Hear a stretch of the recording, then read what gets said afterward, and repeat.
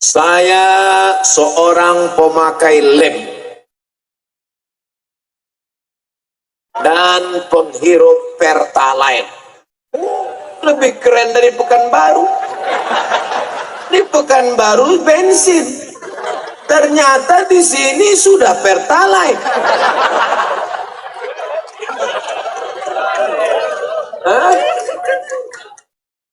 Saya ingin sekali berhenti Pak Ustadz, tapi saya tak bisa. Mohon solusinya, apa yang harus saya perbuat, dan saya ingin orang yang sudah kena ini harus direhabilitasi. Jadi kita robah, lem juga tetap, cuman kita ganti jadi lem tepung kanji. Dikasih gula merah sama kelapa, namanya ongol-ongol. Jadi orang begini nggak bisa kita tempeleng, tangkap tempeleng, kelopak. Ojo keplak, ojo dikeplai, pateni ae. Ora iso, harus direhabilitasi. Ya, dimandikan. Torekot, Qadiriyah, wan Naqsabandiyah. Itu ada namanya khusus rehabilitasi narkoba. Dimandikan, mandi tobat pakai air. Mana yang kena ini? Mandikan, siram sama kiai sampai napasnya hilang. Mandi tobat. Habis itu baru sholat tobat, baru ditalkin zikir. Afdhalu zikri fa'alam annahu la ilaha illallah, la ilaha illallah. Makanya engkau, wahai saudaraku yang sudah kena lem dan Pertalite, ini harus direhabilitasi. Ustadz, tempat rehabilitasinya di mana? Nih saya kasih nomor HP-nya. Catat. Mana tahu nanti nikah punya suami yang hobi Pertalite. Nauzubillah. Mana tahu. Malang tak dapat ditolak, untung tak dapat diraih. Siap mencatat nomor rehabilitasi narkoba? 0813 11 44 2193. 0813 11 44 2193. Badan Narkotika Nasional.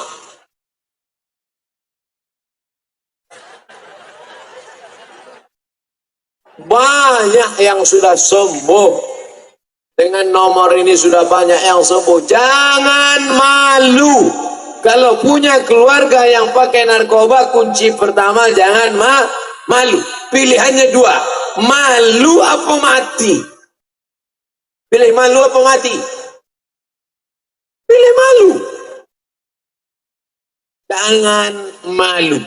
Maka biar nanti BNN akan menangkap dia, akan dibawa. Setelah pulang, dia menjadi duta narkoba, mengajak teman-temannya.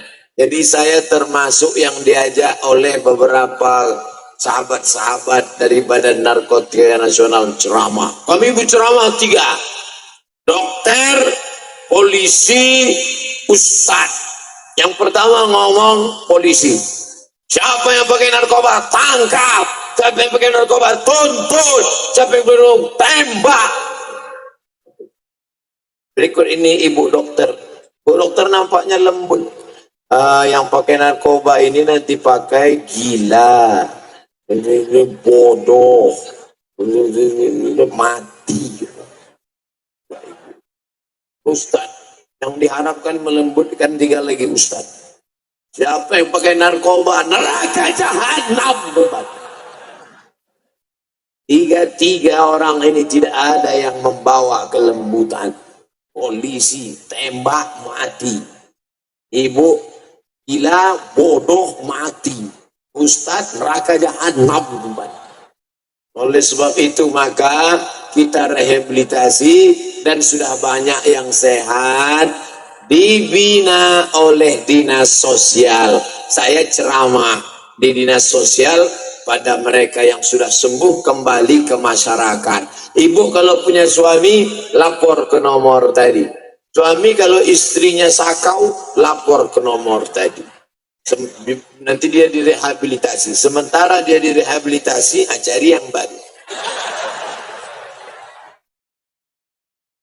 Apa hukumnya mengikuti perguruan bela diri memiliki ilmu dalam, tapi ilmu tersebut berdasarkan ayat Quran, minta kepada Allah, apakah dibolehkan?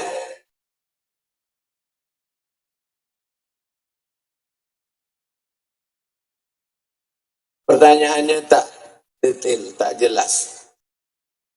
Kalau yang dia maksud adalah tiba-tiba diginikannya,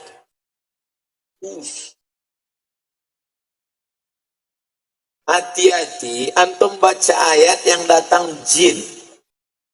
Antum berzikir, tapi niatnya supaya jin datang. Maka yang datang innamal a'malu binniat. Antum panggil, zikirkan ya somat 1000 kali. Ya somat, ya somat, ya somat, ya somat. Ya. Tapi niatnya bukan mendekatkan kepada Allah.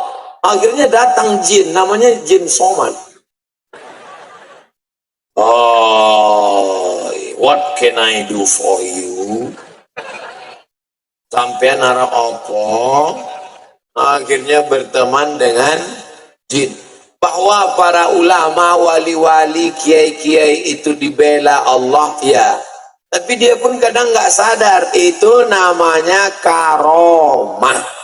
Karomah nggak dipelajari, Allah bagi dia kekuatan. Kiai pulang sholat, datang orang mau mukul dari belakang, pas mukul tiba-tiba terpelanting. Kiai itu pun nggak sadar, karena Allah memberikan pertolongan. Tapi kalau sengaja dari jauh, oh ini jangan-jangan kita pakai jin. Jangan berteman dengan jin. Nanti kalau kau mau mati susah. La ilaha illallah. Orang gelem. Mau mati nanti payah dihalang-halangi jin. Andai saya berzikir nanti malam jam-jam 2, la ilaha illallah, la ilaha illallah, datang jin. Hai Abdul Somad, aku ingin menjadi followermu. Gak perlu bro, followerku di Instagram udah 8 juta. Saya mau ngasih tahu yang belum follow lah. Artinya apa? Cukup berteman saja dengan wakeh tenan. Total infak, ini yang belum betul pengumuman.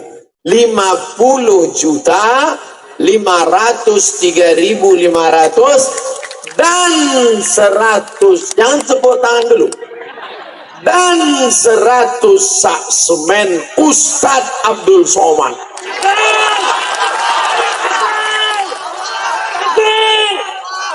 Bercanda aja begitu. Yang jadi pertanyaan, yang ngasih 500 perak ini siapa? 50 juta oke, 500.000 oke, 3.500. Ustadz jangan menyepelekan Pak Ustadz. Yang 500 perak ini nanti di akhirat dibuat Allah menjadi sebesar bukit Uhud. Nah, yang bilang amin boleh ngasih 500.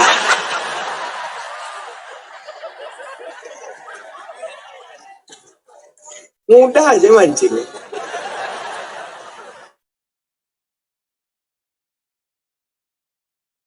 Pak Ustadz, saya mohon doanya agar di tahun ini bisa nikah. Yang bilang amin tuh yang belum nikah. Ya, nak wis. Tapi saya bingung karena orang tua saya minta ditunda sampai saudara saya yang tua nikah dulu. Saya anak pertama, Bu. Adik saya anak kedua. Iyalah. Saya anak pertama, adik saya anak kedua. Saya kuliah di Maroko. Umur sudah lebih. Waktu itu umur saya 30. Kata adik saya, Bang, aku mau nikah. Ku tunggu kau pulang atau gimana? Saya bilang, aku pulang belum tentu juga nikah. Jadi kau nikah aja dulu. Maka anak dia sekarang sudah kelas 1 SMP tahun ini. Anak saya masih 6 tahun. Nah, jadi masalah nikah ini biar nanti kalau adiknya nikah duluan, abangnya nggak ketemu jodoh. Bohong besar. Adik saya nikah duluan. Saya coba tengok komen-komen di FB. Ustaz, jadikan aku yang kedua ya. Jadi kalau ada yang bilang, kalau adiknya nikah duluan, nanti abangnya nggak ketemu jodoh. Bohong besar. Jangan percaya pada tahayul, khurafat, omong kosong. Malah kalau adik kalian duluan, oh nanti tengoklah, banyak yang mau sama kalian. Ini contoh barang.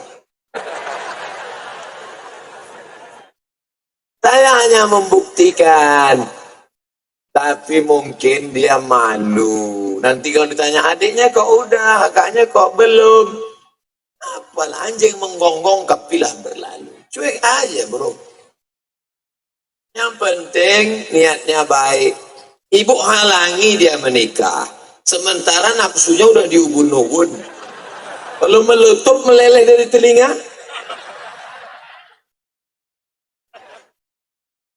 Makanya kalau ada anak mau nikah, man istata'a minkumul ba'ah. Siapa di antara kalian yang sudah mampu mau menikah, falyatazawwaj, menikahlah. Jangan halang-halangi dia menikah.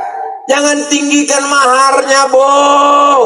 Kalau mahar tinggi maka zina murah. Betul anak muda? Hanya mengaku. Oleh sebab itu ibu-ibu yang punya anak gadis, turunkan harga mahar. Setuju? Habis acara ini, pulang dari sini, langsung kalian datang, langsung pinang. Sebelum mereka berubah pikiran. Saya sudah berusaha menurunkan harga mahar ini. Takbir. Dah, dan pinang. Jangan lama-lama. Balik dari sini, ku pinang anak ibu, langsung pas hatinya, ku nikahkan engkau dengan anakku dengan mahar mengajarkan surat Ar-Rahman. Anaknya mana bu? Nih 5 tahun. Tega. Mahar itu gunanya untuk apa? Jangan kalian sangka menjual anak gadis.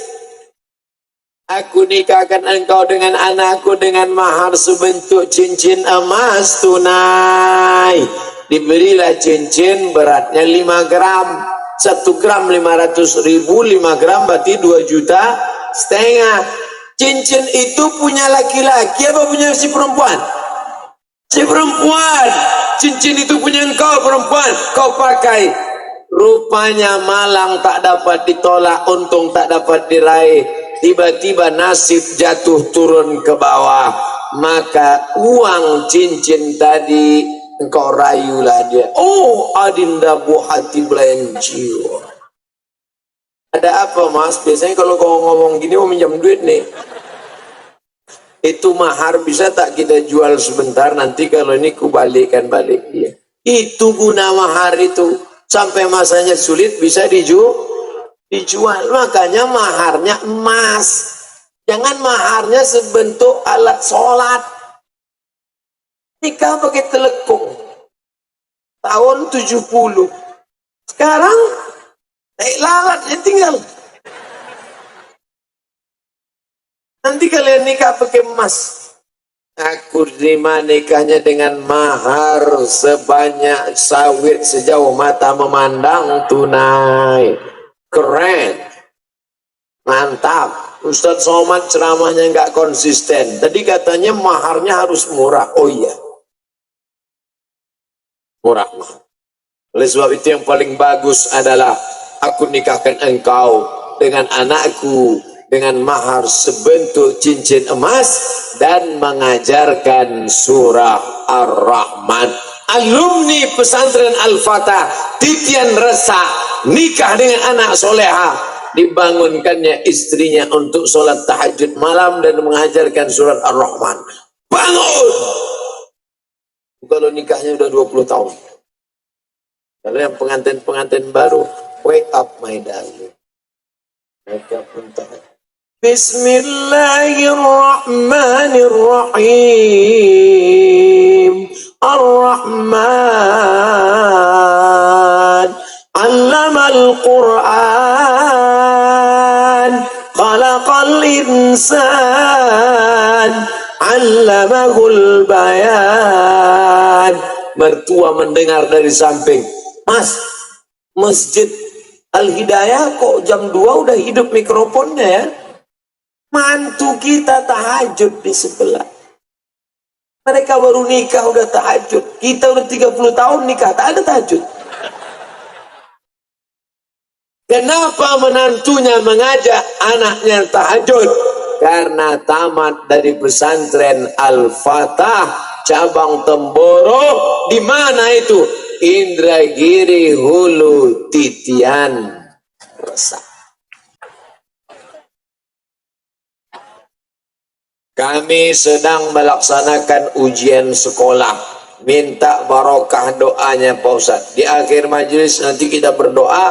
Semua anak-anak kita yang ujian akhir kelas 3 ini lulus dengan nilai terbaik dan bisa melanjutkan ke jenjang yang lebih tinggi. Dari bensin ke Pertalite. Ustadz, bapak saya belum mau sholat. Mumpung Ustadz ada di desa kami dan bapak saya hadir, tolong kasih pencerahan bapak saya. Dan doakan sepulang dari sini supaya dia mau sholat ke masjid. Nanti di akhir masjid kita doakan. Man taraka sholata muta'ammidan, sopo sing ora sholat dengan sengaja, faqad kafara jihara, kafirlah dia secara nyata Pak. Kalau sudah kafir nyata maka 4 efeknya Pak. Jenazahmu tidak akan dimandikan, tidak akan dikafankan, tidak akan disolatkan, tidak akan dikuburkan di pemakaman kaum muslimin. Jauh sungai dari sini. Dah, siap-siap kau Pak, tahu kau teman kan? Jelas sudah. Saya tak ada nyuruh, cuman menggiring aja, campakkanlah situ. Inna awwala ma yuhasabu bihil abdu yaumal qiyamah. Yang pertama kali nanti dihitung, dihisab dari seorang hamba hari kiamat, tidak ditanya, Abdul Somad, waktu mati dulu terakhir followernya berapa? Abdul Somad, waktu mati dulu PNS golongan 4A, 4B, 4C, 4D, 4E. Yang pertama kali ditanya di akhirat adalah sodako. Sodako tapi udah. Yang pertama nanti ditanya sholat, puasa, haji, umrah, hitung gantung di tiang. Tiangnya apa? As-salatu imaduddin. Salat itu tiang agama. Maka kalau tiangnya roboh, agamanya hancur. Nyari suami yang sholat. Ustadz Somad, dulu saya sangka kalau nikah sama dia bahagia karena sawitnya 5 kapling. Tapi ternyata setelah nikah apa yang kau rasakan, Bo? Rasa tidur sama babi hutan. Sebelum lanjut, jangan lupa dukung terus channel Hijrah Reaction. Terima kasih. Karena nggak sholat, nggak ada nikmatnya. Orang yang nggak sholat, maka dekat setan. Suami punya istri nggak sholat, jangan heran tuyul, bininya sundel bolong. Maka suami-suami yang sholat nikah dengan istri-istri yang sholat, lahirlah generasi yang sejuk dipandang mata, tetap mendengarkan ceramah Ustadz Somad padahal sudah ceramah selama 75 menit. Tahan dia mendengar ceramah, entah dipaksa bapaknya, wallahu a'lam. Tapi dari teraut mata wajahnya memang tidak dipaksa. Memang mereka ini hadir dari kecil sudah dibawa. Allah bisa karena terbiasa mereka dibawa. Terbiasa mereka mendengarkan ceramah sampai besar. Maka selamat mereka di pesantren. Nih lem. Tidak akan mungkin kalau dia belajar di pesantren Al-Fatah kena lem. Tak akan mungkin kalau belajar di pesantren Al-Fatah kena narkoba. Terjaga auratnya, terjaga pergaulannya, terjaga dari pacaran. Solusi mengatasi kenakalan anak-anak kita adalah pesantren.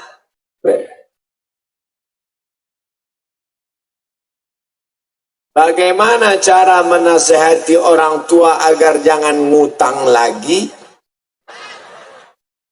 Sementara kalau kita nasihati, beliau selalu beropini, zaman sekarang kalau nggak ngutang ya nggak punya, ketinggalan zaman bro. Canggih-canggih orang tua di sini ya. Ada yang tak sembahyang, ada yang ngutang. Padahal udah mau mati semua nih. Kenapa kalian tak ingat mati? Allah sengaja jauhkan otakmu dari lambungmu supaya kau berpikir jernih. Lambung nih, otak nih, supaya berpikir jernih, dibuat jauh. Kenapa tiba-tiba otakmu hanya memikirkan perut saja? Berarti otakmu tak udang.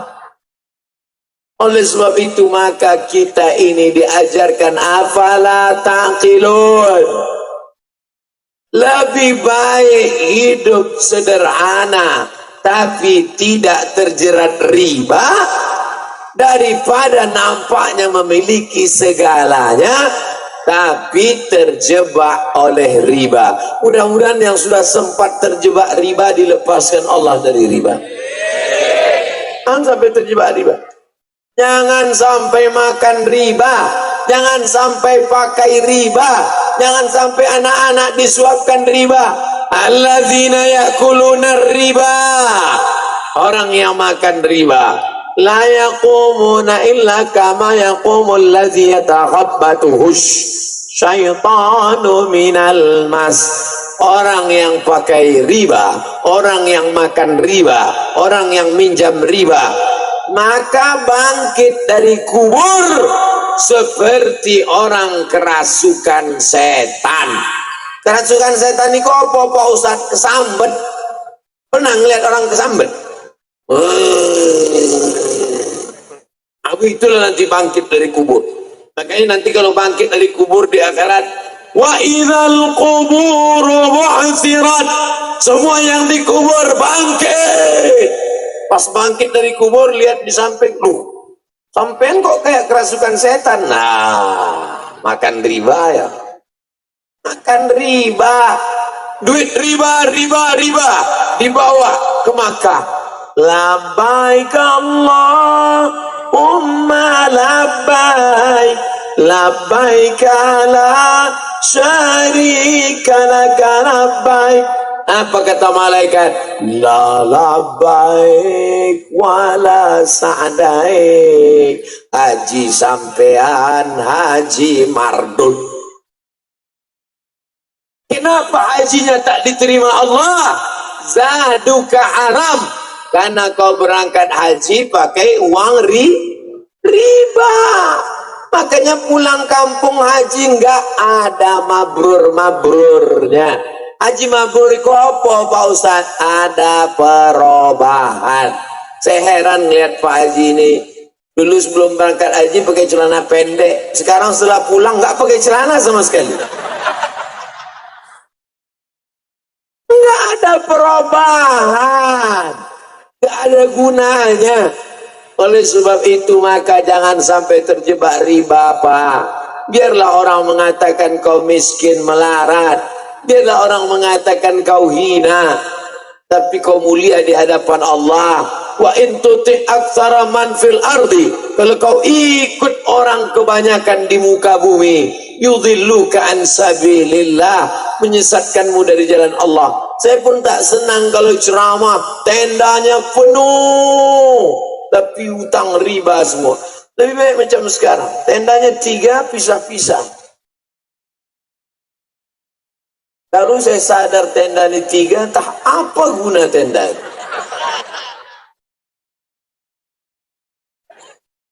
Cantik dia kalau dari atas, Pak Ustaz. Ada 4 titik. Di, loro, telu, papat.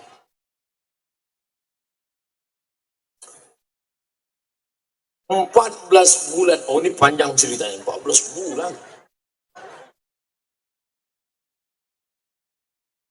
14 bulan yang lalu saya melahirkan secara SC, sesar. Sebelum mengambil keputusan sesar, saya berjuang untuk melahirkan. Namun karena kondisi saya tak mungkin, maka saya pun membuat keputusan harus sesar. Kalau 24 jam tidak lahir, itu mesti sesar. Sesar. Bagaimana pandangan Islam mengenai melahirkan? Bagaimana sikap Islam menghadapi cibiran dan bully orang sekitar, terutama kaum lelaki yang melakukan bully? Ada perempuan yang sesar dibully? Perempuan kalau tidak melahirkan dengan sesar 24 jam, itu dokter ngasih tahu mana bapaknya, mana suaminya, mana ibunya. Ini anak kalian sudah 24 jam. Kalau tidak sesar, gimana Pak? Biar aja mati aja lah gitu.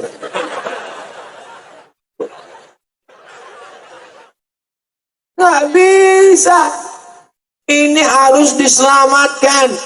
Kalau perlu ngutang-ngutang, minta bantuan, maka supaya selamat. Akhirnya sesarlah 7,5 juta, 10 juta dibelah, anak pun keluar, dijahit lagi, sehat. Nah itu makanya waktu hamil itu banyak-banyak baca doa. Jangan banyak tidur siang sama makan nasi. Orang kalau makan tidur, anak besar susah dia keluar. Tapi kalau anak itu kecil, mudah dia keluar. Bersin keluar deh. Keluar.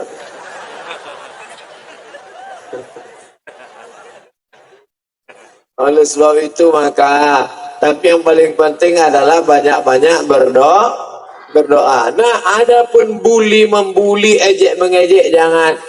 La yaskhar qaumun min qaumin, janganlah kalian saling ejek mengejek, jangan kalian saling bully membuli. Asa yakunu khairam minhum, boleh jadi yang dibuli lebih baik daripada yang membuli. Jadi jangan ejek mengejek. Pilihan kita berbeda dalam pileg ini, jangan ejek mengejek. Masalah siapa yang mau dicoblos di antara gambar-gambar baleho itu, cobloslah yang memperjuangkan pendidikan pesantren. Setuju? Coblos yang kira-kira memperjuangkan pendidikan agama Islam di SMP. Setuju? Sekarang di SMP pelajarannya cuma 1, pendidikan agama Islam. Sedangkan di pesantren, Quran, hadis, bahasa Arab, fikih, muamalah, munakahah, siasah, balaghah, ma'ani, mantik, bayan, tajwid, arun qafi. Guru fisika PNS, guru kimia PNS, guru matematika PNS, guru tajwid honorer. Siapa yang bisa mengangkat ini? Bupati, gubernur, wali kota bisa mengangkat. gajinya dari mana? APBD. Apa namanya? Honda. Apa itu? Honor daerah. Kasih 2 juta, 3 juta. Bisa apa tak bisa? Bisa. Gurunya dari mana? Angkat dari STAI, Sekolah Tinggi Agama Islam Nurul Falah Air Mole, Sekolah Tinggi Agama Islam Madinatul Najah Rengat. Angkat guru-guru ini. Setuju apa tak setuju? Setuju. Siapa yang bisa mengangkat ini? Harus ada payung hukum, DPR. Maka kalaulah sebanyak ini jamaah yang ngerti Islam, yang cinta pesantren, yang suka pengajian, maka akan terpilihlah anggota-anggota dewan yang peduli pesantren. Takbir. Kenapa ada anggota dewan pecandu narkoba bisa terpilih? Karena yang milihnya orang sakau. Karena yang milihnya adalah Pertalite.